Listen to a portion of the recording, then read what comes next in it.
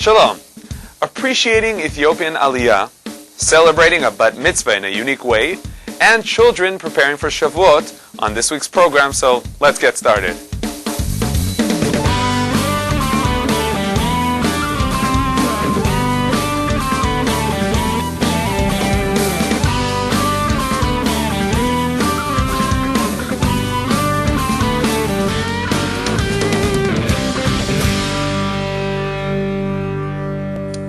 Shalom and welcome to Israeli Salad.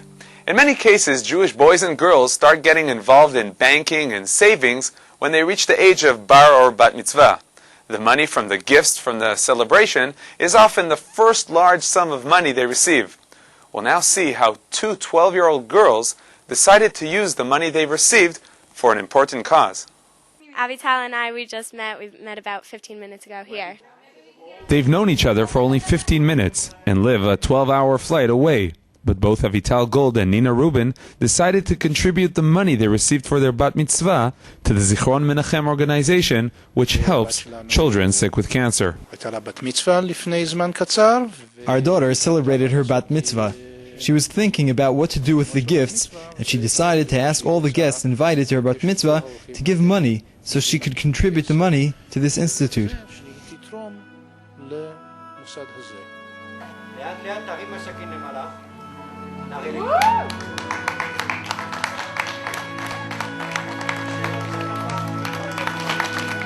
The money donated by Nina and Avital went to purchasing a video system in benefit of the Zichron Menachem children. It's nice to see that they're using what we did, and it's nice to see something that we donated that they like.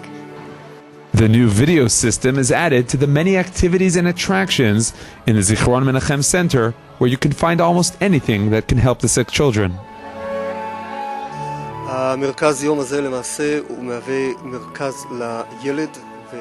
This center is for the child, the siblings, the parents, the whole family. This place is aimed at helping the family stick together and stay strong from the day they find out the child is sick with cancer. We'll provide basic medical treatments and help with education. We want them to forget a little about their sickness.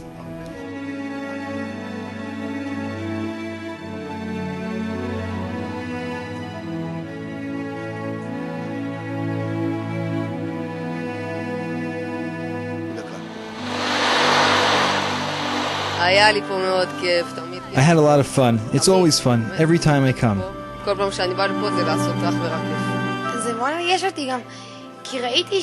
It really moved me to see how all the kids feel at home here.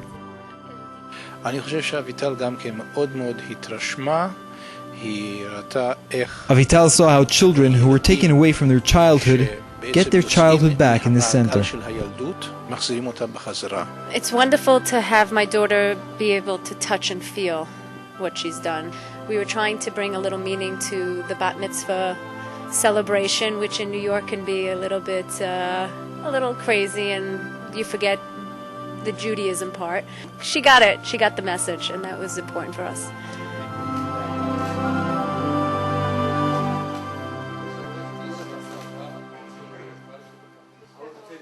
The Ethiopian community in Israel contributes to Israeli society in many ways, but not many know of the difficult sacrifice made by these people in their efforts to reach the land of Israel. May God remember His sons and daughters of the Jews of Ethiopia who lost their lives in their effort to immigrate to Israel. Israel shall remember them and be blessed through their children.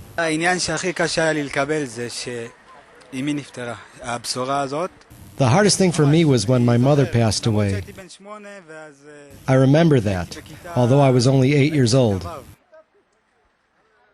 Milako Asher Eileen lost a father, a mother, a grandfather, and a grandmother on the way to Jerusalem, the city that his family dreamt about for more than 2,000 years. There are almost no families in the Ethiopian community that didn't lose family members on the way to the Promised Land. Some were killed by roadside bandits, and others died from disease in Sudan. On the way here in Sudan, my mother, her husband, and 2 young brothers passed away. There are nights I don't sleep. There are nights when I cry all night. I have no mother, no one to come to, no one to hug. On the 37th Jerusalem Day, the first annual memorial ceremony took place in memory of the Ethiopian Jews who did not succeed in reaching the land of Israel. President Katsav, Prime Minister Sharon, and other public officials took part in the event. Thousands from the Ethiopian Jewish community arrived at the temporary monument located near Ramat Rachel, on the outskirts of Jerusalem. For the first time in 20 years, the State of Israel is acknowledging the 4,000 people from our community who perished on the way to Israel through Sudan.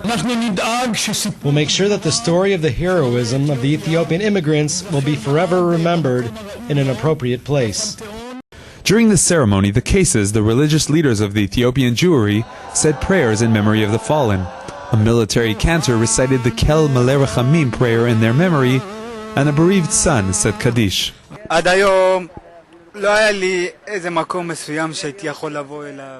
today, I had no specific place to come to. Today is an historical day. It's a very important step made by the State of Israel, which appreciates that we've made sacrifices to come to this country. The appreciation and honor helped the Ethiopian community look forward to their total integration into the Israeli society. We have to have patience to achieve all our ambitions and to become a total part of the society.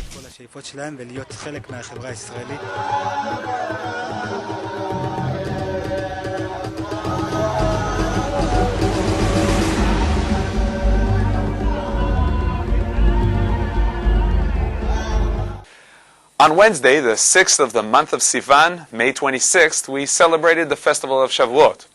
Before we go over to Rabbi Samson to discuss the festival, which commemorates our receiving of the Torah, let's take a look at a unique event where parents and children filled a Tel Aviv stadium to show their connection to the Torah. The location, Yad Eliyahu Stadium in Tel Aviv. The date, 4 days before the Shavuot festival. Thousands swarmed the stadium, filling all the chairs, filled with excitement to be at this spectacular event. No, this is not a basketball or a soccer game. These parents and children have come to participate in the convention of the Mibereshit movement. Mibereshit, which means from the beginning, the first words in the first book of the Torah, is led by Rabbi Mordechai Elon, head of the Yeshivat HaKotel in Jerusalem. The organization's overall purpose is to reinforce Jewish identity amongst the people of Israel and to improve the general attitude toward Jewish tradition. The event this evening was the culmination of one of Mibereshit's major programs called Parents and Children Learn from the Beginning. Thousands of mothers and daughters and fathers and sons throughout the country learn Torah together once a week using a weekly brochure put out by Mibereshit as a resource. Rabbi Elon explains that the connection between parent and child is the foundation upon which rests the development of the Jewish people. This is a watershed event, in my opinion, in the history of religious Zionism in this country. It's a new beginning. Parents and kids all over the country are learning together for an hour a week in our program and are generating a feeling in a family where they're passing the baton of Judaism from one generation to the next to ensure that we'll have a Jewish future for this country. The special event, which was honored by the presence of the President of the State of Israel, commemorated the Jewish nation's receiving of the Torah, with a special sound and light show which included fireworks, lighting effects, and soundtrack describing the momentous revelation at Mount Sinai. President Katsav was given the honor to carry the Torah, and Rabbi Elon recited the 10 Commandments.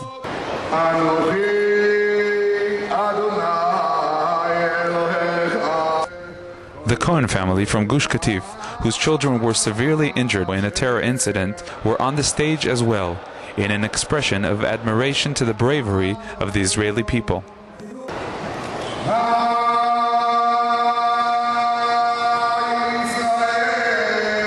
The climax of the event occurred when Rabbi Elon read out the verse of Shema and declared out loud, "Hashem is our God, Hashem is the one and only." Thousands of young and old voices were heard answering, crying out the verse in excitement and emotion.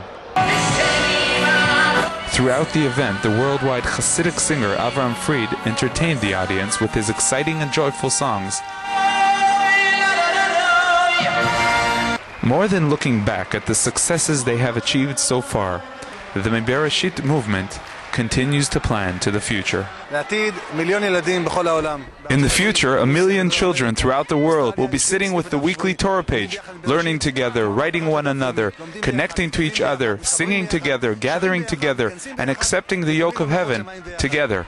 Upon leaving the stadium, the president approached Rabbi Alon and told him that he wants Bereshit's program to become the nationwide Tanakh learning program.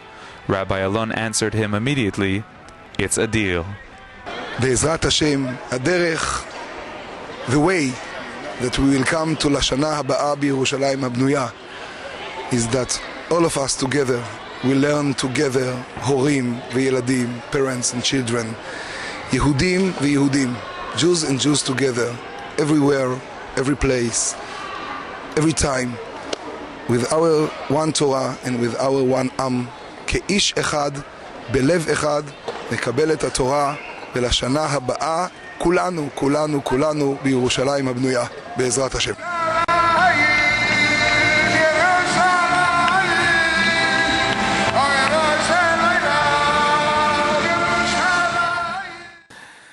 And now, our weekly insight. Shalom, Rabbi David Samson. Shalom, Yoni. Shalom to all of our viewers. So what's the meaning of the festival of Shavuot, and what's the idea behind the tradition of staying up all night to learn Torah? Well, the idea of Shavuot is the idea of Torah. We've been counting 49 days from Pesach till Shavuot, waiting day after day for finally the day to arrive, the day of the receiving of the Torah. Historically, this marks the day when the Jewish people received the Torah. And because the Jewish people, when they received the Torah, they were kind of lackadaisical and they took an easy night. And even though the morning was for the receiving of the Torah, the night before, everybody slept well. And they weren't awake in order to receive the Torah at dawn. So in order to amend and correct the lackadaisical attitude of the Jewish people during the generation of receiving the Torah, throughout the generations, the Jewish people are up all night celebrating. And how's the best way to celebrate? By studying Torah. So we study Torah all night on the birthday of the Torah, the day that we received the Torah at Sinai. On Shavuot, we read the book of Ruth. Why is that? Shavuot, aside from being the birthday of the Torah, is also the birthday of King David, who is the founder of the kingdom of Israel. And he was born on Shavuot. To commemorate the fact that he was born, we read the Megillah of Ruth, which talks about the lineage of King David. It wasn't at all clear that King David was allowed to be king and that he was actually Jewish because his lineage was from Moab, and it wasn't clear at that time that it was possible to accept converts from Moab. And Samuel the prophet is the one who stated that it is permissible to have a convert woman, even though a convert man is prohibited from the tribe of Moab. And as a result, he wrote the Megillah of Ruth in order to give King David a kind of book of pedigree so that the Jewish people will be able to prize themselves in the pedigree of their king. Thank you very much, Rabbi Samson. The Weekly Insight is brought to you in cooperation with Machon Meir, the largest Zionist institute in Israel, bringing people closer to Judaism. Before we leave, I'd like to thank all those who've sent us emails. Your comments, ideas, feedback, and support help us bring you what you want to see. So, keep them coming. That's all for this week. Join us again next week for another program. Until then, from all of us here at Israel National TV, Shalom.